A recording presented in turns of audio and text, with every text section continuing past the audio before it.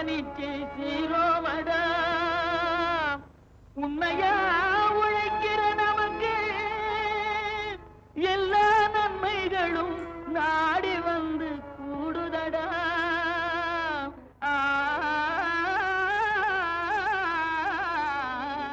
மாத்தியோசிச்சங்க பகுதியில் திருநெல்வேலி மாவட்டத்தின் தென்மேற்கு பகுதி செழுமையான மண் வளமும் நல்ல நீர்வளமும் கொண்ட பகுதி. நீரின் போக்கிற்கு ஏற்ப விவசாயத்தை மாற்றி அமைத்து அம்பாசமுத்திரம் நெல் ஆராய்ச்சி நிலையத்தின் உதவியோடு கத்தரியிலும் தக்காளியிலும் சிறப்பான முறையில் சாகுபடி செய்த சாதனையாளர் எஸ் கணபதி ஆழ்வார்குறிச்சியை அடுத்த வாகைக்குளம் பகுதியில் தன் இல்லத்தாரோடு விவசாயத்தில் ஈடுபட்டு வருகிறார். இவரின் முயற்சியை பிற விவசாயிகளுக்கும் தெரிவிக்க வேண்டும் என்ற நோக்கோடு அவரை அணுகிய போது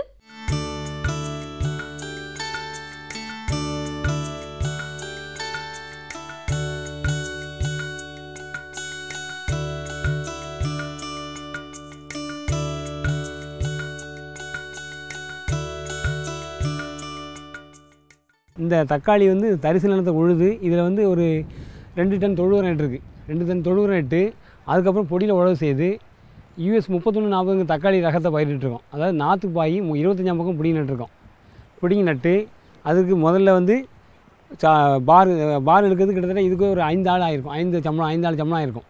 அதை எடுத்து பின்ன நாம் வந்து பின்ன பெண்கள் வந்து இதை ஊனதுக்கு 2 ஆள் சம்பளம் நட்டு முடிஞ்சோடனே திரும்ப நம்ம வந்து முதல் மேல்வரமாக ஃபேக்டம்பாஸ் காம்ப்ளெக்ஸ் வந்து ஒரு ஏக்கருக்கு வந்து 1 மூட்டை இட்டுறோம். இட்டுட்டு முதல் மருந்தாக வந்து மோனோக்ரோட்டோஸ் அடிக்கும். மோனோக்ரோட்டோஸ் அடிக்கும். அது அடித்து முடிஞ்சோடனே திரும்பவும் ஒரு களைவெட்டு, இது எப்படி 3 களைவெட்டு ஆகிரும். 3 களைவெட்டு முடிஞ்சோடனே திரும்ப நாம் வந்து இந்த பூவுக்கு நான் மருந்து அடிக்கிறோம். பூக்கக்கூடிய மருந்து அடிச்சிட்டோம். பூக்கக்கூடிய மருந்து அடிச்சுட்டு திரும்ப காய் வருது. காய் வரக்கூடிய சீசனில் இந்த காய் புழுக்கான மருந்து அடிக்கும். இந்த அகத்தி எதுக்கு நட்டுருக்கோம்னா வெயில் காலத்துலேருந்து தக்காளி பாதுகாக்கிறது. இது வந்து அகத்தி வந்து குளிர்ச்சியான பொருள். வெயில் காலத்துலேருந்து தக்காளி வந்து அவ்வளோ மகசூல் அதிகமாக கிடைக்காத பட்சத்தில் அகத்திய மாதிரி ஊடு பயிராக போட்டோம்னா அகத்தி வந்து அதில் குளிர்ச்சியினுடைய தன்மை வச்சு தக்காளி கொஞ்சம் அதிக மகசூல் கிடைக்கக்கூடிய வாய்ப்பு எங்களுக்கு அதிகம் இருக்க இது பண்ணுதோம். ஒரு அரை ஏக்கரில் டெய்லி 200 கிலோ பறிக்கலாம். 200 கிலோ பறித்து பொருளுக்கு மார்க்கெட் கொண்டு போவோம். அப்பப்போ உள்ள நிலவரப்படி விலை சில நேரத்தில் கூட இருக்கும். 10 ரூபா 20 ரூபா இருக்கும். சமயத்தில் 5 ரூபாய்க்கு வந்தாலும் 5 ரூபா 2 ரூபாய்க்கு ஒரு விலைக்கு வந்தாலும் வரும். இருந்தாலும் தக்காளியை பொறுத்தவரையில் இது வந்து ஆட்கள் தேவையில்லை. நாங்களே வீட்டாட்களே பறிச்சிடுவோம். இதுக்கு சம்பளம் கொடுத்து பிரத்யேகமாக ஆள் வரவழைச்சி செய்ய வேண்டிய அவசியம் இல்லை. அதனால் இந்த தக்காளி இந்த மாதிரி பயிரில் நாங்கள் எடுத்துக்கிட்டு இருக்கோம். இது வந்து KKM 1 கிள்ளிவளம் வேளாண்மை பள்ளியிலேருந்து தயாரிக்கப்பட்ட கிள்ளிவளம் கத்தரி 1. இது வந்து நாட்டு பாய் 30 பக்கம் முடி நட்டுச்சு. இதுக்கு ஏக்கருக்கு ஒரு 2 டன் தொழு உரம் நட்டு பயிர் பண்ணியிருக்கு. இதுக்கும் களை வெட்டு 2 முறை களை வெட்டணும். வெட்டி முடிஞ்சோடனே உரங்கள், அதாவது ரசாயன உரங்கள், அதாவது ஃபெர்டிலைசர்ஸ் வச்சு அது கழிஞ்சு பின்ன பூக்கும் சமயத்தில் மருந்து அடிக்கணும். காய் புழு, அதாவது ஹீலியோத்துஸ்னு ஒரு புழு இருக்கும். அதனுடைய பாதிப்பு தான் இதில் அதிகமாக இருக்கும். அந்த புழுவினுடைய ஆதிக்கத்தை குறைக்கிறதுக்காக வேண்டி கோரஜனுக்கு மருந்து அடிக்கும். அதுதான் இந்த காய் புழுவை கண்ட்ரோல் பண்ணும். அப்புறம் வந்து மகசூல் வந்து இது வந்து வாரத்தில் எப்படியும் ஒரு 500 கிலோ காய்க்கும். அதை வந்து இப்போ நாங்கள் மார்க்கெட் கொண்டு போய் விற்போம். 2 வாரங்களுக்கு ஒரு முறை வந்து திரும்பவும் ஒவ்வொரு மூட்டை ஃபேக்டம்பாஸ் உரங்களை இடுவோம். இட்டு அதன் மூலமாக தான் எங்களுக்கு இது மகசூலை நாங்கள் அடிக்கடி கூட்டிக்கிறோம்.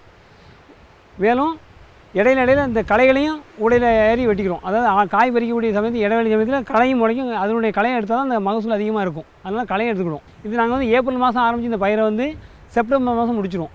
ஏன்னா செப்டம்பர் மாதம் வடகிழக்கு பருவமழை ஆரம்பிக்கும் போது மழை பெய்யும் போது கத்தரி வந்து மழையில் தாக்க முடியாது.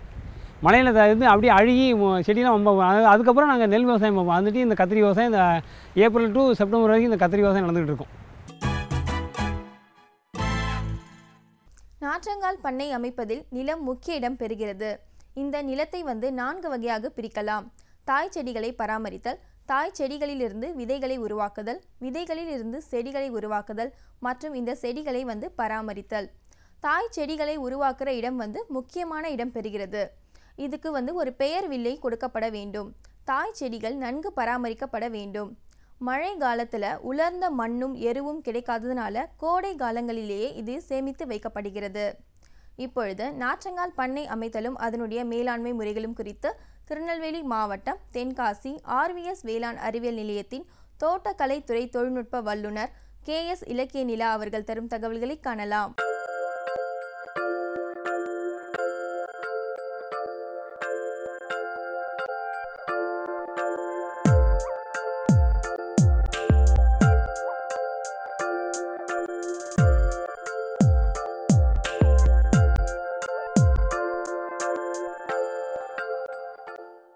இப்போ திருநெல்வேலி மாவட்டத்தில்னு பார்த்தீங்கன்னா வேளாண்மையும் தோட்டக்கலை பயிர்களும் அதிகமாக பயிரிடுறாங்க.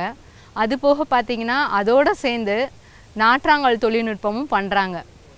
இப்போது இந்த எங்கள் திருநெல்வேலி மாவட்டத்திலே பார்த்திங்கன்னா இந்த நாற்றாங்கல் தொழில்நுட்பம் வந்து தென்காசி, செங்கோட்டை, கடையநல்லூர் பகுதியில் வந்து அதிகமாக இருக்குது. அந்த பகுதிகளில் ஏன் அதிகமாக இருக்குதுன்னு பார்த்திங்கன்னா அந்த நாற்றங்கள் அமைப்பதற்கான தட்பவெட்ப சூழ்நிலை, தென்மேற்கு பருவக்காற்றோட சாரல் எல்லாமே அந்த பயிர் வளர்ச்சிக்கு மிகவும் உகந்ததாக இருக்கிறதுனால இந்த தென்காசி, செங்கோட்டை, கடையநல்லூர் பகுதி, அப்புறம் குற்றாலம் இந்த பகுதிகளெலாம் நாற்றங்கள் அமைப்பு வந்து அதிகமாக இருக்குது. இப்போ நார்மலாக விவசாயிங்க வந்து விவசாயமும் பண்ணுறீங்க, உங்களுக்கு தேவையான பொருளை நீங்களே வந்து எப்படி தயார் பண்ணணும், ஒரு செடியை வந்து நீங்கள் வந்து வெளியில இருந்து தான் வாங்கிட்டு வரீங்க, அதையே நீங்களே ஏன் உற்பத்தி பண்ணக்கூடாது அப்படின்ற ஒரு தொழில்நுட்பத்தை தான் நான் உங்களுக்கு சொல்ல போகிறேன். இப்போ வந்து நாற்றாங்கல் அமைக்கிறதுக்கு வந்து பொதுவாக நமக்கு என்ன தேவைன்னு பார்த்தீங்கன்னா முதல்ல வந்து இடத்தேர்வு, சந்தைப்படுத்தக்கூடிய வாய்ப்பு, இந்த 2, அப்புறம் வந்து நிலம், தண்ணீர், இந்த இதுதான் வந்து நமக்கு வந்து ரொம்ப மிகவும் அவசியமானது. இப்போ வந்து நாற்றாங்கல் அமைக்கிறதுக்கு பார்த்திங்கன்னா பசுமை நிழல் வலைன்னு சொல்லுவாங்க. அந்த பசுமை நிழல் வலை வந்து 2 நிறத்தில் வந்து இருக்கும், கருப்பு, பச்சை. இந்த 2 நிறத்தில் வந்து நம்ம தேர்ந்தெடுக்கக்கூடிய இடத்துக்கு தகுந்த மாதிரியான நிழல் வலை வந்து நம்ம அமைச்சுக்கலாம்.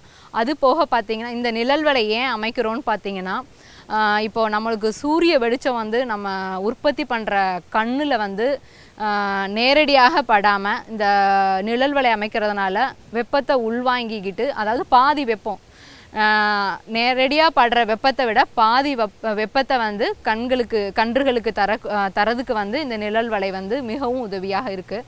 அது போக பார்த்திங்கன்னா பனிக்கூடாரம், அதாவது ஆங்கிலத்தில் வந்து மிஸ்ட் சேம்பர்னு சொல்லுவாங்க. இந்த 2 வந்து ஒரு சிறு விவசாயி, அதாவது நார்மலாக மிகவுமே குறைந்த, அதாவது ஒரு நாற்றங்கால் நம்ம அமைக்கிறதுக்கு பார்த்திங்கன்னா கிட்டத்தட்ட பொதுவாக பார்த்திங்கன்னா 2 லட்சம், இப்போதைக்கு 2 லட்சம் வந்து ஆகும். நமக்கு ஏற்ற மாதிரி அதாவது இந்த நிழல் வலை, இந்த பனிக்கூடாரம் வந்து 2மே ரொம்ப முக்கியமானது. இப்போ வந்து நாற்றங்கால் அமைச்சாச்சு, தண்ணி பாசன வசதி எல்லாமே நமக்கு இருக்குது. அதுக்கப்புறம் பார்த்திங்கன்னா ஒரு கண்ணை வந்து எப்படி வந்து நம்ம எந்த மாதிரி நம்ம கொண்டுட்டு போகலாம், அதுக்கான தொழில்நுட்பம் என்னன்னு பார்த்திங்கன்னா இப்போது நாற்றாங்கால் வச்சதில் நம்ம என்னென்ன தொழில்நுட்பம் பண்ணலாம்னா ஒட்டு கட்டுதல், அதாவது ஒட்டு செடி கட்டலாம். அப்புறம் வந்து துண்டு போடுதல், அதாவது ஆங்கிலத்தில் வந்து கட்டிங்ஸ்ன்னு சொல்லுவாங்க, கட்டிங்ஸ் பண்ணலாம். அப்புறம் வந்து சப்போட்டா இதிலெல்லாம் வந்து பக்கவாட்டு ஒட்டுன்னு சொல்லுவாங்க, அந்த மாதிரி ஒட்டு கட்டுதல் அந்த மாதிரி பண்ணலாம். அது போக பார்த்திங்கன்னா இப்போது அழகு செடியிலலாம் வந்து நம்ம அதிகமாக நமக்கு வந்து ஒரு தாய் செடி இருந்தாலே போதும்.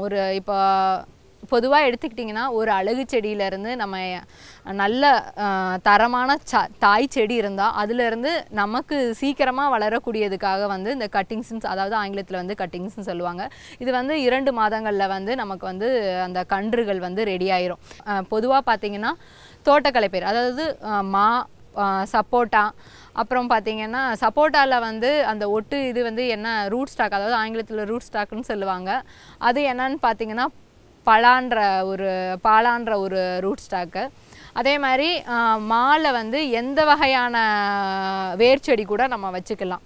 அந்த வேர்ச்செடி நம்ம தேர்ந்தெடுக்கிறது தான் வந்து ஒட்டு கட்டுறதுல வந்து ரொம்ப முக்கியம். அதாவது பல வருஷம் வந்து காய்க்கக்கூடிய மரத்துலேருந்து அந்த கொட்டையை எடுத்துகிட்டு வந்து போட்டு அதை வந்து கன்றுகளாக்கி அதுக்கப்புறம் வந்து வி வடிவ ஒட்டு பண்ணுவோம். வி வடிவ ஒட்டுக்கு வந்து அதுக்கு மேலே வந்து எந்த ரகம் நமக்கு விருப்பமாக இருக்கோ அந்த ரகத்தை வச்சு இப்போ பண்ணிக்கலாம். இந்த மாதிரி ஒட்டு கட்டுதல். அப்புறம் பார்த்திங்கன்னா காற்றில் வந்து பதியம் போடுறதுன்னு சொல்லுவாங்க. இப்போ காற்றில் பதியம் போடுறது வந்து பொதுவாக தோட்டக்கலை பயிரில் பண்ணலாம். அப்புறம் அதாவது பல இதில் வந்து எதில் பண்ணலான்னு பார்த்திங்கன்னா எலுமிச்சை, கொய்யா, இந்த இதில் பண்ணுவாங்க. மாலை வந்து பண்ணுறது இல்லை, காற்றில் பதியம் போடுதல் வந்து மாலை பண்ணுறதில்ல. அழகு செடி, எல்லா அழகு செடியிலையுமே வந்து காற்றில் பதியம் போடுறது பண்ணுவாங்க. இந்த காற்றில் பதியம் போடுறது எல்லாமே நமக்கு வந்து இப்போ விவசாயிங்களுக்கு பார்த்திங்கன்னா இப்போ மரம் வச்ச அடுத்த நிமிஷமே வந்து நமக்கு காய்ப்பு தரக்கூடியதாக இருந்தால் அதை வந்து அவங்க விரும்புவாங்க.